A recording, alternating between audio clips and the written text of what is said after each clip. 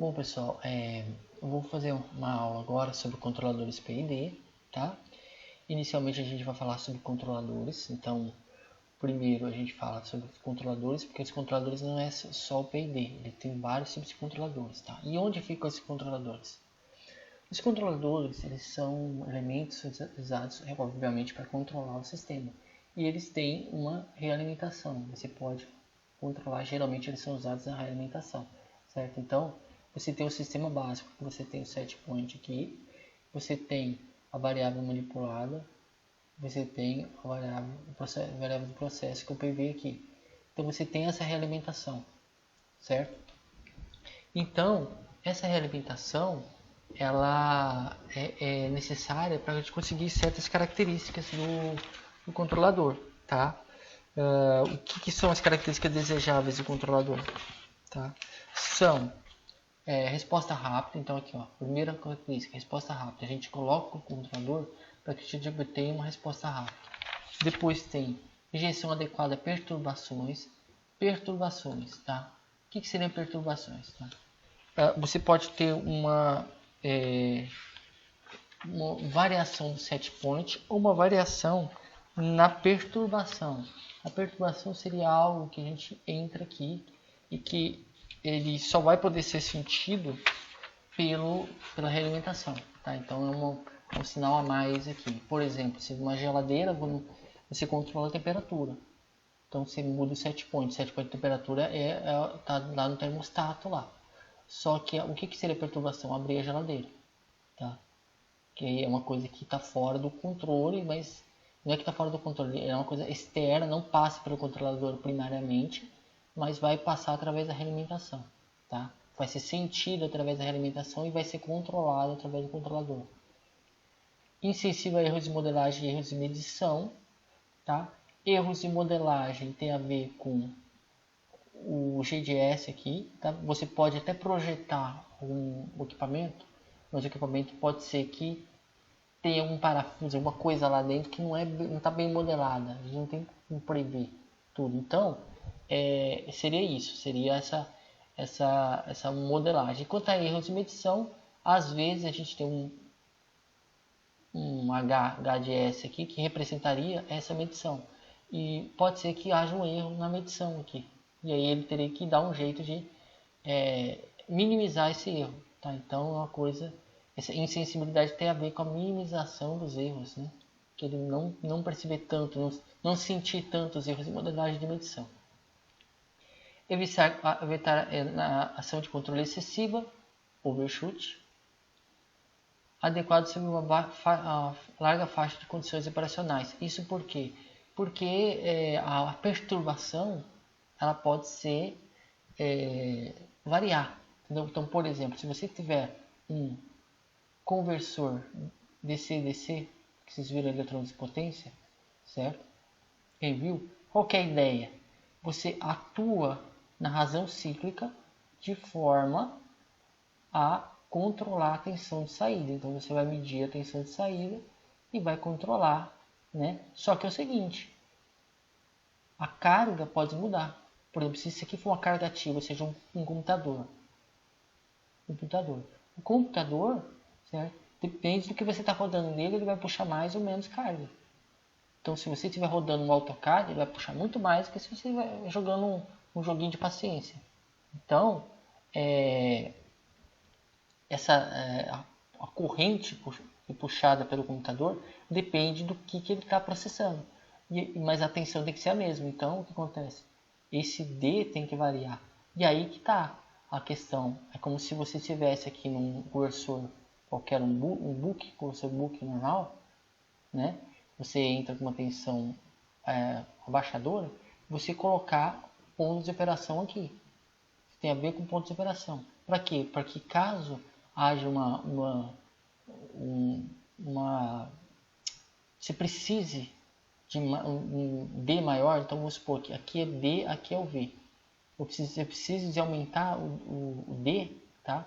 Você possa ir para um lado e para o outro livremente para que ele consiga ajustar a tensão. Isso serve para qualquer controle. Então você vai ter um ponto de operação e a larga faixa está em torno do ponto de operação. tá? Bom, aqui você tem uma ideia de como seria uma resposta. A gente estuda a resposta do sistema, tá? Aqui pode ser o C de T, seria essa resposta, o Y de T e C de T aqui, tá?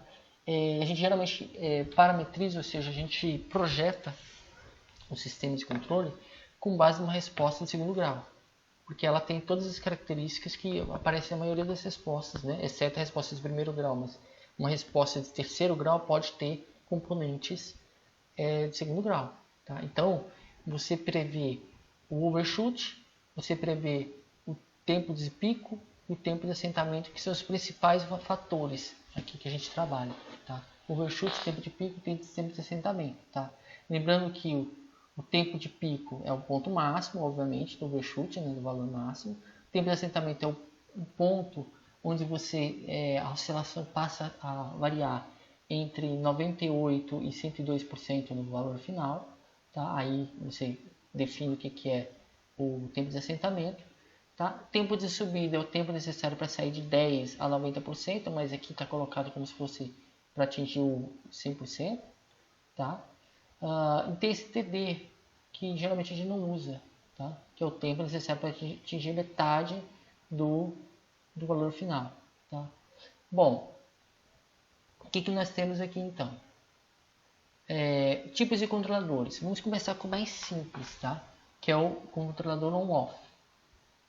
Então, como exemplo, a gente tem o que? Uma caixa d'água. A caixa d'água, ela tem um elemento dela que é um controlador rudimentar, que é a boia, né?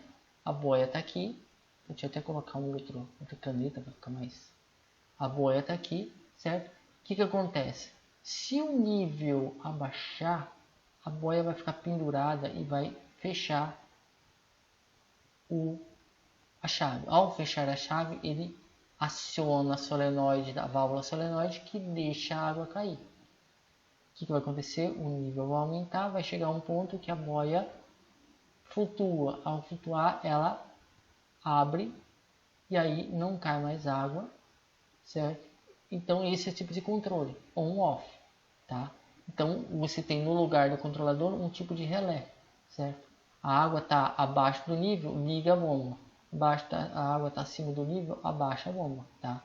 Então é essa a jogada. Então você tem um nível que é ajustado pela boia, que o seu set point aqui é fixo e ajustado mecanicamente, tá? Então vai ter esse braço aqui pode ser ajustado mecanicamente. Então é esse ajuste do set point, certo? A medida, a realimentação tem a ver com a boia flutuando, certo? E aí isso vai dar um erro, tá? E esse erro ele vai atuar no relé, que vai ligar ou desligar, tá? Então é uma ação on-off. Então você tem aqui, quando o nível está abaixo, eu abro a válvula. Quando o nível está acima, eu fecho a válvula. Então é isso que vai acontecer. Aí ele vai ficar oscilando, certo? Vai ficar oscilando. Obviamente é um sistema que demora um tempo, depende do uso da água, tá? Se ele pode encher, mas ninguém tá usando mais. Aí ele vai parar e aí ele não vai ficar controlando, ele vai fechar a válvula e vai esperar alguém usar a água de novo. Então, nesse sentido, o relé supre, certo? Se você não quiser relé, se tiver algum tipo de controle que não precisa de relé, você usa, ou seja, se tem algum problema, né, usando relé, ou seja, um controle contínuo, que no caso da caixa d'água não é tão contínuo, e que você precise de ter um tempo para evitar um chaveamento desnecessário. Um exemplo, um controle desse seria a geladeira, tá? A geladeira tem um termostato dentro da geladeira. E o que acontece? Aqui, no caso de uma geladeira, você teria uma perturbação aqui. Tá? Aqui é uma modelagem da geladeira em cima, na troca de calor da geladeira e do compressor. Tá? Então aqui a entrada é no compressor. Tá? Então essa parte aqui também você pode colocar por aqui. Ó, tá? o distúrbio, a perturbação, pode ser antes ou depois do processo. No caso, você poderia colocar depois do processo, por quê? Porque aí aqui é o seguinte, ó, a temperatura aumenta, né? Então, eu vou colocar, é mais, tá? Então aqui você tem. Aí aqui você sai temperatura, graus Celsius, né? E aqui você entra a potência do compressor. Certo? O que acontece? Quando você abre a porta da geladeira, porque o set point está definido pelo termostato, que é aquele controlezinho que tem dentro da geladeira com os números, tá? É aquele termostato, é aquilo lá que você mexe o set point, tá? Aí o que acontece? Ele tem o termostato, ele já está incorporado no sensor de temperatura que compara e joga um erro. Esse erro vai para um relé. E aí você tem 2 níveis de temperatura, tá? Então, o que acontece? Se a temperatura está aumentando, aí chegou um ponto que aumentou, eu ligo a bomba. Pode ser que há um overshoot, aí daqui ele vai verificar a temperatura. A temperatura está caindo, aí eu baixou certo nível, eu desligo a bomba. Aí vem aqui, tá? Então é isso aqui que ele vai fazer, tá? Então isso que é o funcionamento, tá? Da geladeira. Ela tem um controle de esterese aqui para que não haja chaveamento brusco, ou seja, um on-off toda hora, mas ele vai funcionar, tá? Então é um controle on-off com esterese. Aqui, ó, esterese, tá? Então você vê que o controlador sempre é colocado no mesmo lugar. Bom, aqui nós temos então o controlador PID, a visão geral, mas a gente vai trabalhar aqui com controlador proporcional, proporcional integral, proporcional derivativo e o PID. Esse aqui, ó, tá? São todos os tipos de controlador. O que tem em comum? Todos têm o P. Então o P sempre vai ter, tá? Então o que é? Um controlador ele tem 3 etapas, etapas paralelas, digamos assim. Então, é uma somatória de 3 tipos de controle. Controle proporcional, que tem a ver com presente, tá? Por quê? Porque ele vai pegar instantaneamente o erro atual, vai multiplicar por um valor e jogar aqui. Então, se o erro atual for 10 e o K for 10, vai dar 100 aqui. Se for 20, vai dar 200, tá? Então, na hora. O integral tem a ver com o passado. Ele depende de uma somatória do erro. O integral o que é? Uma somatória. Ele vai acumular, então tem um acumulador aqui, que vai somar todos os erros que foram passados para jogar na saída.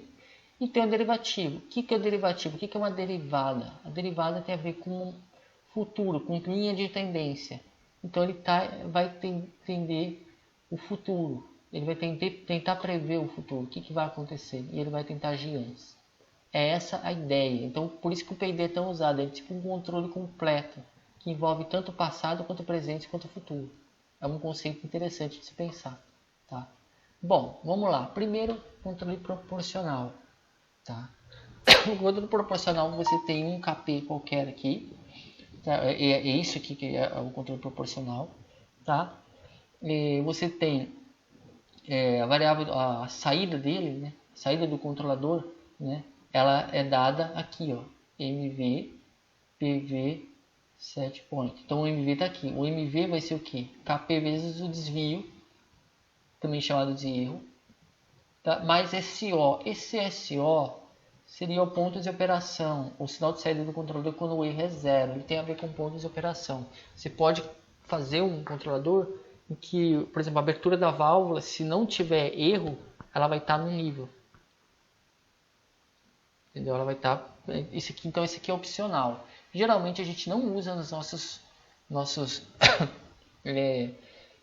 projetos, tá? Mas tem. Então, vamos lá. Então o desvio basicamente é a set point menos o PV, tá? Basicamente aqui você tem uma entrada do controlador e saída do controlador. Se não tiver realimentação, é como se fosse um controlador em malha aberta. Você entra com o degrau, ele vai dar o SO mais KP vezes o degrau que foi dado, tá? E ele tem uma característica, que é não zerar o erro de regime permanente. certo? Ele tem efeito, mas ele não zera o erro de regime proveniente. O que quer dizer isso? Quer dizer que se eu pedir para que ele vá para o valor desejado, então vamos supor aqui, ó, ele tem aqui seria a resposta ao degrau. Ele vai partir do zero, vai chegar aqui. Na hora que vai chegar aqui, ele vai dar um offset. Obviamente que geralmente esse offset é para baixo, não para cima, né? É que ele está supondo que o SO entra na jogada. Mas o que acontece, tá? Acontece que você vai ter um valor pedido e ele vai fazer isso aqui, ó. Ele nunca vai chegar no seu set point, o seu PV está aqui. Por que acontece isso, tá? Por que acontece isso? Bom, vamos supor que você tenha um sistema, né, com um controlador, que é o KP, é proporcional.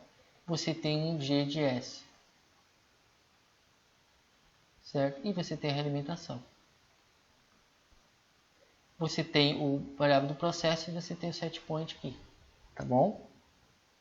Só que o que acontece, tá? Quando tende a infinito, um sistema normal, vamos pensar um sistema que não é integrador. Então o sistema ele vai tender a um valor G de zero, né, G de infinito, né, tende a, vamos supor, um KG. Tá? Então, na verdade, que esse sistema tem um ganho em malha fechada, em malha aberta. Tá? Basicamente é o seguinte, se você pensar, né, no sentido que isso aqui tende a infinito, ou seja, um G de S, por exemplo, de 3 sobre S mais 4, né? Quando ele é atacado por um degrau, o que vai acontecer? Esse aqui vai tender a 3 quartos. Tá? Só que o que eu estou pensando aqui? Isso aqui vai me dar uma constante. Então, se eu pegar isso aqui e substituir por um ganho, certo? O que eu vou ter? Eu vou ter a realimentação. Ou seja, o que vai ser o PV meu?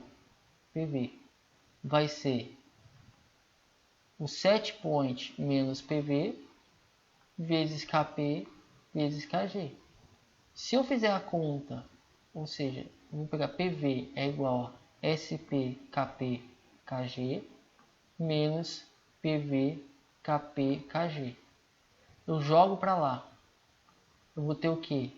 1 mais KP KG PV é igual a SP KP KG. Ou seja, meu PV é igual a KP KG por 1 mais KP KG SP. O que isso quer dizer?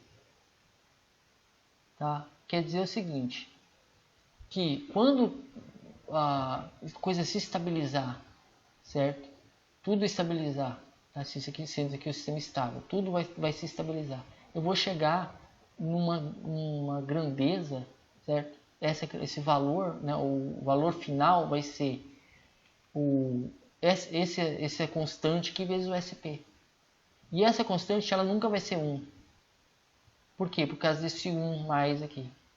O que você pode fazer? Tá? Você pode colocar um KP grande, porque se o KP é grande, se KP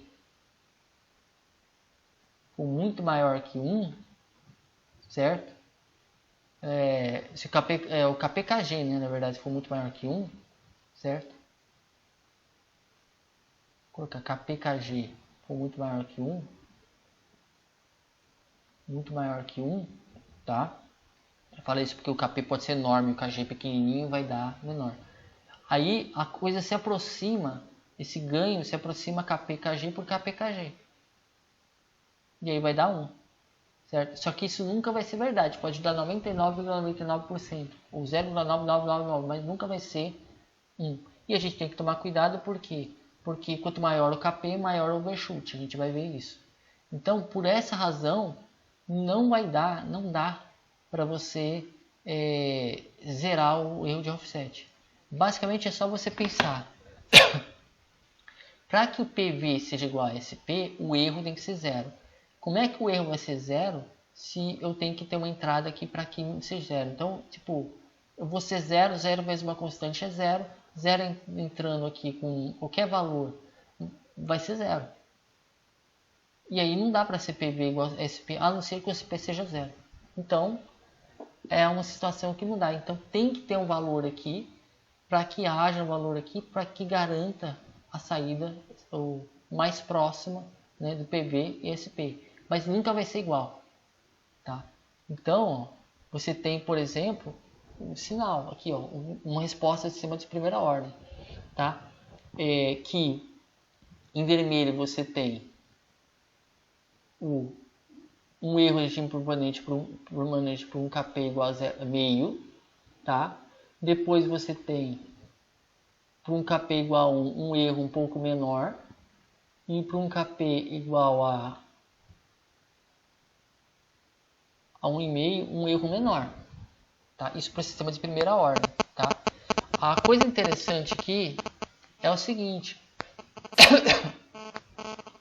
que o lugar das raízes ele tem relação direta com o controle proporcional. Por quê? Porque é a definição do controle proporcional, do lugar das raízes. Porque aqui você tem o polo em malha aberta, e o que é o lugar das raízes? É o estudo das polos em malha fechada com base na malha aberta. Então, no caso, é como se você pegasse e mudasse um K, que é esse, certo? E descrevesse a movimentação dos polos em malha fechada com a variação desse K. Então, basicamente, quando você está trabalhando com um lugar 6, você está fazendo um projeto de controle proporcional. Tá? Aqui é a resposta para o controle proporcional. Segunda ordem, que se mantém, ou seja, um KP pequeno, erro maior, um KP médio, erro um pouquinho menor, um KP grande, erro um pouquinho menor. O que mudou na questão da oscilação? Tá? Aqui, ó, a oscilação ela variou, o overshoot ficou maior e o tempo de resposta aumentou. Tá? Então o TR aqui, ó, tempo de resposta, ó, maior com KP maior. KP sobe, tempo de resposta sobe. Tá? E o erro de regime permanente também diminui. Então o KP aumenta, TR aumenta, diminui, né? O tempo de resposta diminui, vai mais rápido, e o overshoot aumenta e o erro de regime permanente diminui. Então, com o KP aumentando, diminui o tempo de resposta, aumenta o overshoot e diminui o erro de regime permanente. Tá? E aqui é a mesma coisa do estudo do lugar das raízes, ou seja, você aumentando o K, o que vai acontecer? Você vai indo para cima, tá? Então é isso que acontece. A oscilação começa a aumentar, tá? Bom, controle proporcional integral, tá? Como é que funciona? Bom, o que é uma integral? A integral é a área embaixo da curva, tá? Então a área embaixo da curva ele leva em consideração tudo o que aconteceu. Se isso aqui for tempo, ele está pegando toda a história passada do erro, tá? O erro está aqui. Então ele está somando o erro, está acumulando o erro. Ele só vai parar de somar quando o erro for zero, tá? Então, por exemplo, você tem um sistema que você está controlando a água, você tem um controle, entra a água a 80 graus Celsius e entra a água e sai água aquecida, e essa água aquecida você tem uma temperatura, você coloca água fria, então água quente e água fria vai dar a temperatura que você quer. E você vai controlar essa válvula aqui, tá? Você pode controlar até através do controlador PI, tá? O que é o controlador PI? Você tem esse KP, forma clássica KP externo, 1 mais 1 sobre TIS, tá? Então tá isso aqui, ó. É isso daqui. Esse aqui é o bloco, tá? O que você vai ter? Você tá um degrau. Se isso aqui fosse uma malha aberta, né? Tá estudo entre o U e o E, tá? Você dá um degrau no E, que vai acontecer? Você vai ter a saída proporcional, a saída integral, e a soma da proporcional mais integral é o PI, que é isso aqui, ó. Tá? Na prática, o que acontece? Você tem o set point. Aí você tem o componente proporcional. A proporcional a esse erro aqui. Tá? Então é o contrário disso aqui vezes 1 ganho. Então vai dar isso aqui. E o que é o integral? Ele vai pegar esse erro, que é proporcional ao erro, mais ou menos aqui, vai somar. E aí quando o erro for zero, ele vai parar de somar e vai ficar com o valor. E aí você tem a resposta. Tá? Esse aqui é a correção exata e aqui é a resposta. Ou seja, ele corrige, e a característica marcante do integral, do componente integral, é que ele zera o erro de regime permanente. Tá bom? Então é isso que ele vai fazer. Basicamente, o que acontece? Um sistema desse, tá? Vai fazer o seguinte. Você tem o controlador, tá? Então você tem aqui, ó, set point. Aí você tem o proporcional e você tem o integral. Certo? Soma os dois. Vai ter o G de S aqui. Elementa. Quando tudo tender a infinito, o que vai acontecer? Tá? Ou seja, quando o PV for igual a SP, o que vai acontecer? O erro é zero. É igual a zero. Se o erro é igual a zero, a saída daqui é igual a zero, mas a saída daqui não, porque esse aqui é um acumulador. Ele vai ter um valor. E esse valor é o valor necessário, tá? É saída integral aqui, é um valor necessário para jogar no GDS e dar o PV. Tá? Então é isso que vai acontecer aqui. Tá? Uma prova do que isso acontece vamos supor que você tem um sistema que tem eu vou colocar um integrador qualquer. Então aqui, ó, vamos apagar isso aqui. Vou colocar um sistema só para provar matematicamente para vocês que zero o erro de regime permanente, tá? O que acontece aqui? Vamos lá. Você tem um controlador. Esse controlador é proporcional integral. Então ele vai ter um numerador do controlador aqui e vai ter o S. E aqui vou ter o G de S, que vai ser o numerador e denominador. E eu vou realimentar. Certo? Então você tem o set point e o PV. Tá? Como é que funciona isso aqui? Tá? A gente sabe que PV por SP vai ser GH sobre 1 mais GH. No caso não tem H, é esse aqui, ó, esses dois sobre 1. Então vai ser NC de S, N de S por SD de S dividido por 1 mais NC de S, N de S, SD de S. Certo? Ou seja, isso aqui vai ser em cima NC de S, N de S por SD de S mais NC de S, N de S. Tá? Isso aqui de forma genérica. Então, esse aqui é a função de transferência de tudo. Tá? Se eu aplicar um degrau a isso, a gente sabe pelo teorema do limite do valor final que o PV tendendo a infinito, o PV infinito, ou seja, nesse regime permanente, é igual a limite de S tendendo a zero de S vezes a entrada, que é, vou colocar o degrau unitário, 1 de S, vezes NC de S, N de S, por SD de S, mais NC de S, N de S. Tá? Ou seja, esse corta com esse, eu vou tender a zero, ou seja, esse aqui vai ser o quê? NC0, N0, por, isso aqui vai cortar, porque S vai ser 0, vai ficar NC0, N0, que é igual a 1. Ou seja, eu entrei com 1, saí com 1. Sem erro de regime permanente. Tá? Então, por isso que o integrador ele zera o erro de regime permanente. Tá bom? Então, lembra que o integrador ele zera o erro de regime permanente.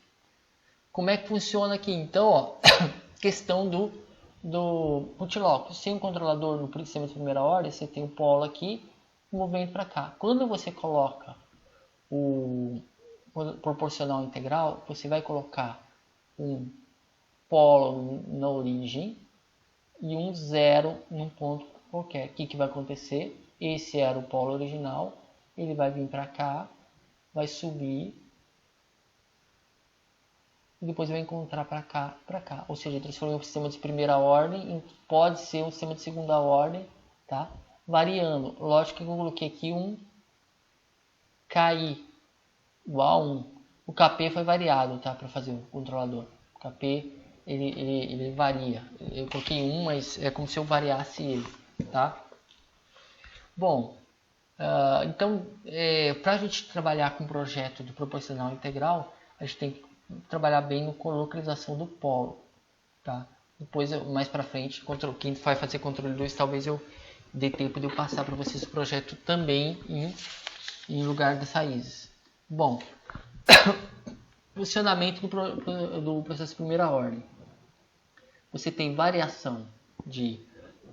Desculpa. Estou mantendo o KI constante, mudando o KP. O que acontece? Com base aumentando o KP, então eu estou aumentando o KP, o overshoot aumenta. Então o KP aumenta, o overshoot aumenta. Tá? O que acontece aqui? Basicamente o KP aumenta, o overshoot aumenta. E se eu manter o KP constante e mudar o KI, o que acontece? Quanto menor o KI, tá? Então o KI aumentando. Se eu estou aumentando o KI, o que acontece? Aumentando o KI. Então o KI menor está aqui, aqui, aqui. O overshoot diminui. E o tempo de subida TR aumenta. Tempo de subida. Você tem aqui um tempo de subida, outro tempo de subida, outro tempo de subida. Tá? Então ele dá um atrasozinho. Tá? Isso se reflete aqui, porque o polo está indo para cá. Está indo para cá. Ou seja, quando ele fica mais longe daqui, ele fica um pouco mais lento no sentido do exponencial. O exponencial demora nesse caso não, ele é mais rápido. Né? Na verdade não é isso não. Ele fica até mais rápido no sentido de atingir o objetivo, mas ele costuma ficar um pouco mais lento no sentido do TR. O TR fica mais lento, ele atrasa um pouquinho. Isso é melhor visto não no Hotlocus, mas no diagrama de Bolt, tá? Bom, vamos lá. E sistema de segunda ordem, olha aqui, tá aqui, polo, tá? O que acontece aqui? Eu vou adicionar um polo aqui e um zero aqui, ele vai fazer isso aqui,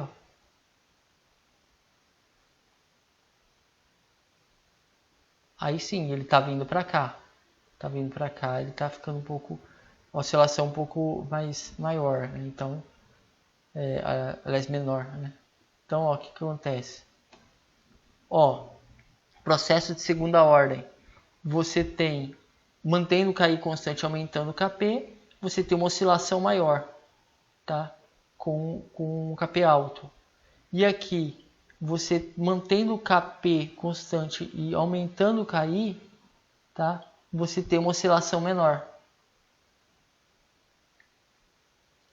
Tá? É uma oscilação menor.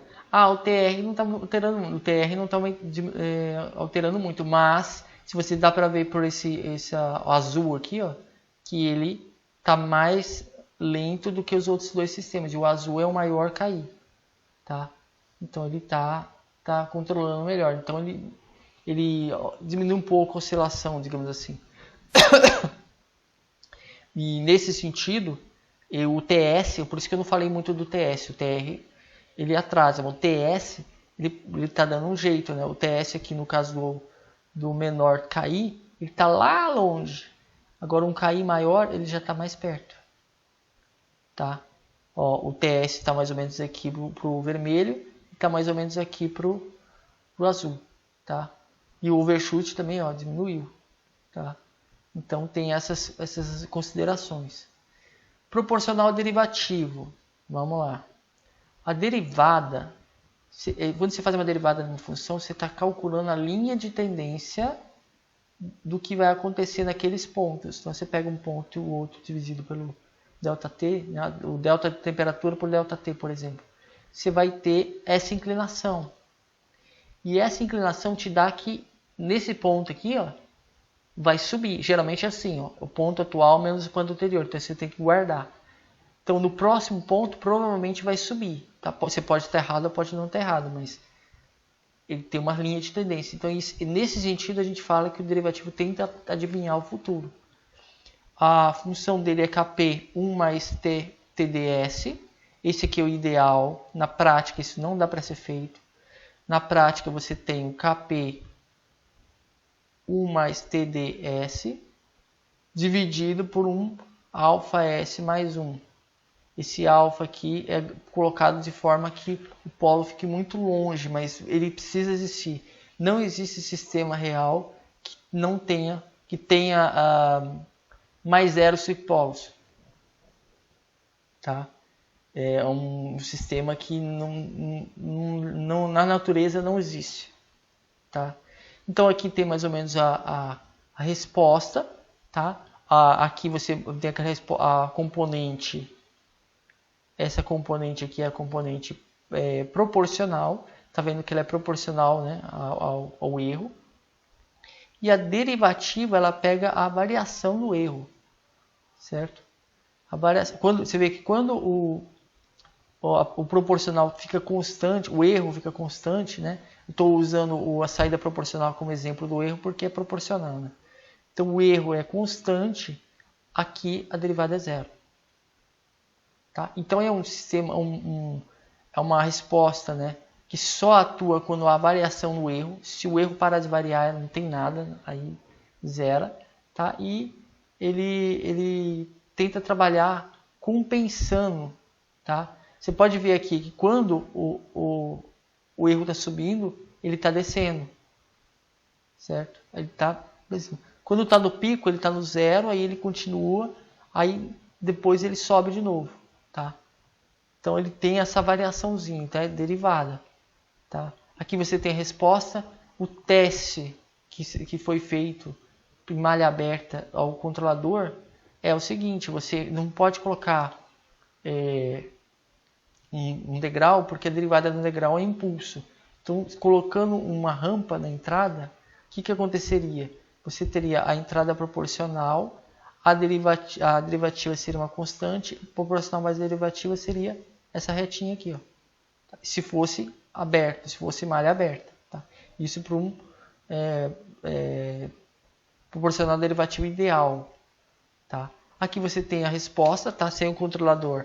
E com o controlador que você vai colocar um valor aqui. Obviamente esse aqui é um controlador proporcional derivativo ideal.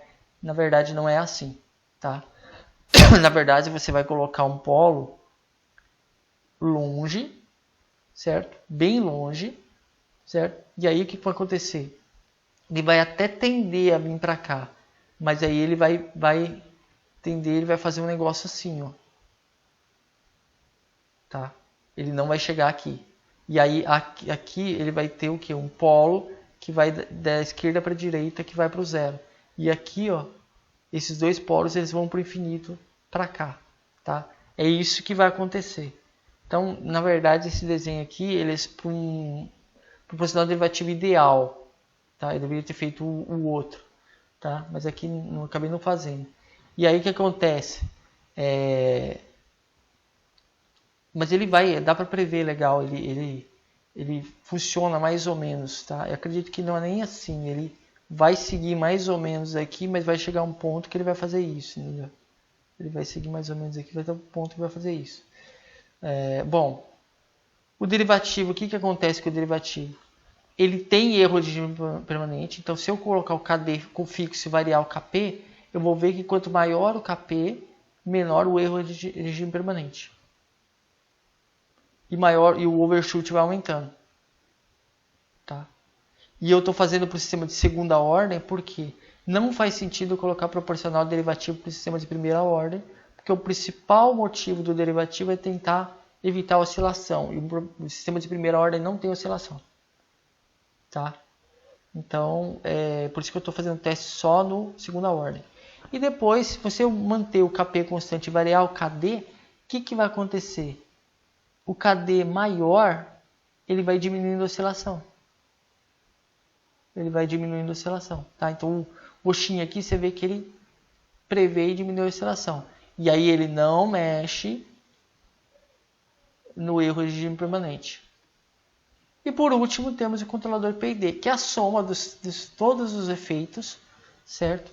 E você tem a formulinha aqui, né? Que a variável manipulada vai ser o KP vezes desvio, essa parte proporcional. KP, KI vezes o dV delta T, esse aqui é a parte do integral. E a derivada é KP, KD, variação de dV, dt, né? Deixa eu até... É aqui, ó. O SO seria o sinal de saída do controlador quando o erro é zero. Isso pode ter, tá? Não necessariamente tem, mas pode ter, tá? E aqui tem uma tabelinha que se a entrada para todos os controladores, se a entrada for integral, isso aqui em malha aberta, controladores em malha aberta. Se a entrada for integral, for um pulso ou for rampa, o proporcional ele vai seguir. O integral, a degrau vai virar rampa. O pulso ele vai virar tipo um degrau com uma rampa que tem fim. E a rampa vai dar um sinal quadrático. Tá? Então aqui, ó, rampa final, né? E quadrático. O derivativo vai ser um impulso para cima, outro para baixo. E rampa vai ser um degrau. Tá? E aqui as misturas deles. Né? O PI obviamente é esse aqui mais esse aqui. Vai ser o PI. Tá? O PD, esse mais esse. E o PID vai ser os três. Tá? Então aqui você faz todas as formas. Tá? Isso aqui é só uma consulta que você pode fazer. E o interessante aqui, eu não vou ficar fazendo todas as possibilidades. Tá? Mas aqui você tem a resposta. Tá? Colocando um PID qualquer, você tem a resposta, o erro. Você vê que o erro tende a zero, né? E a resposta ela vai chegar no ponto ideal, tá? E o interessante para a gente atingir o que a gente quer é uma tabelinha. Essa aqui é uma tabelinha que foi aferida observando, né? Através de observação, certo? Do tipo de resposta, o que acontece se eu modificar cada tipo de controle no PID com base no tempo de subida, na sobrelevação, no tempo de estabelecimento e no erro estacionário, que está aqui. O erro estacionário é a diferença entre o valor que eu pedi e o valor real. Tá? Então o erro estacionário seria isso aqui. Ó. Eu pedi essa distância entre o set point e o PV, essa distânciazinha aqui, seria o erro estacionário. Então, o que acontece se eu aumentar? A tabela é sempre assim, aumentar. Se eu aumentar o proporcional, eu diminuo o tempo de subida, é o que a gente já viu, certo? Porque a curva fica mais inclinada. Eu aumento a sobreelevação, o tempo de estabelecimento não muda, e o erro estacionário diminui. Se eu aumentar o proporcional, o erro estacionário diminui. Então, tem essa coisa, o erro estacionário diminui, mas aumenta a sobreelevação. Isso pode ter problema. O integral, o que acontece? Se eu aumentar o integral, eu diminuo o tempo de subida também. eu aumento, se eu aumentar o integral, eu aumento a sobrelevação. Esse aqui depende do sistema, mas geralmente é assim. Esse aqui foi uma tabela aferida, né? Aumenta o tempo de estabelecimento, então pode aumentar o tempo. E o erro de regime estacionário elimina. E o derivativo, se aumentar o derivativo, não tem efeito no tempo de subida. Eu diminuo a sobrelevação, isso pode ser visto. Diminui o tempo de estabelecimento, o TS diminui, certo? E não mudo o erro estacionário. O erro estacionário não tem porquê. Então, basicamente, dá para você pegar um P&D na planta e tentar, através dessas noções, ter uma resposta legal. Você vai mexendo até você ajustar. Tá? Então, essa tabelinha aqui, guarde ela que ela é interessante. Tá? Bom, sobre o P&D é isso que eu queria passar para vocês nessa videoaula. E sem mais, até mais. Certo?